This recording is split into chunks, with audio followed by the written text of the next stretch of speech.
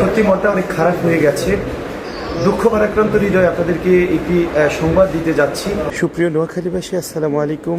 আপনাদের সবাইকে শুভেচ্ছা জানাচ্ছি। আমি সাইফুর রহমান রাসেল। আসলে মনটা ভীষণ খারাপ হয়ে গেছে।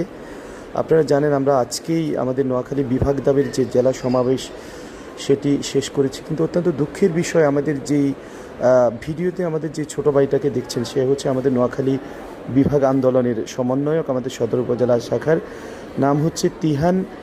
এই ছোট ভাইটি গতকাল জেলা সমাবেশকে ঘিরে সারা দিন রোজা রেখেছিল।